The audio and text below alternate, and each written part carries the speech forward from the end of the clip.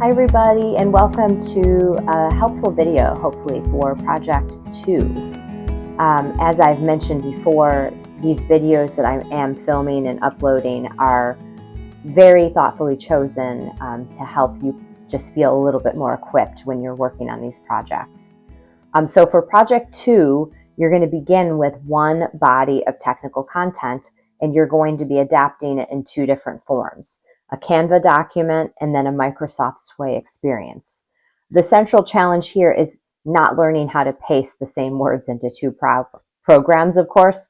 It's determining how audience, purpose, platform, and use situation should affect the way that content is selected, organized, and presented.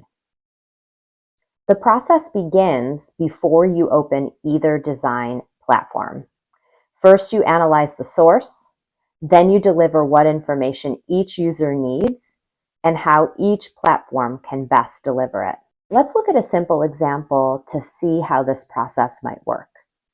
So let's imagine our original source is a conventional document called How to Report a Technology Problem. The document contains several kinds of information. It tells employees what information they should collect before contacting technical support, how to submit a request, and what will happen after they submit it, which mistakes commonly delay assistance, and whom they should contact if the problem is particularly urgent.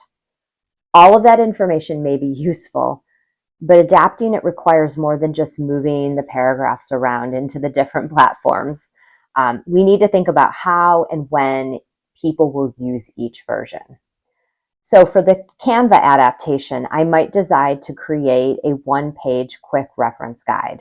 The likely user is someone who is experiencing a technology problem and wants to know what to do as quickly as possible.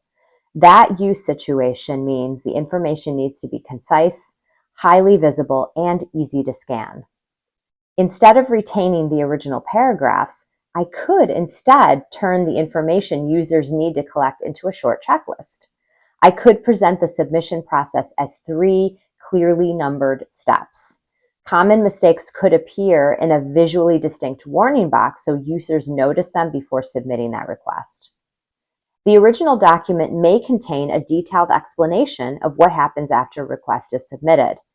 In the Canva version, I might reduce that section to a short status note, perhaps 1 or 2 sentences explaining that the employee will receive a confirmation email and can use the assigned ticket number to track that request. That provides the essential information without crowding that quick reference document. Emergency contact information might appear in a prominent box at the bottom of the page.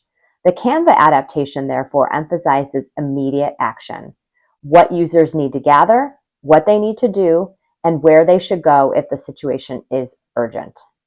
The Sway adaptation could serve a somewhat different use situationally. Instead of functioning primarily as a quick reference, it might introduce employees to the organization's technical support process. The Sway then could begin by helping users determine whether they should submit a support request at all. It could then lead them through that preparation process and the submission process in a deliberate sequence. A direct link could take users to the support form when they're ready to do so. Because the information unfolds as users move through the Sway, I could retain more of the explanation about what happens after the submission. I might also place common mistakes in a separate FAQ section or group them according to the kind of problem being reported. Emergency procedures could appear in their own section with a link to the appropriate contact information. Notice that the Canva version and the Sway version, they still share the same essential content and communication goal. However, they do not necessarily include every piece of information in the same form.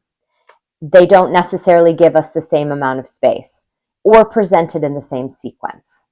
The Canva version supports quick scanning, immediate action. The Sway version supports orientation, progression, and additional explanation. These are deliberate adaptations based on how users are likely to encounter and use each platform. That is the distinction I want you to keep in mind throughout Project 2. Adaptation changes more than appearance. It also may change selection, emphasis sequence, level of detail, navigation, and the overall experience of using that content. Your source content gives you a common starting point.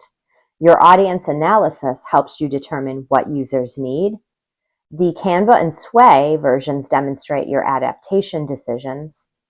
Peer feedback helps you test those decisions, and the design rationale memo explains why the final versions differ and how each responds to its platform and audience.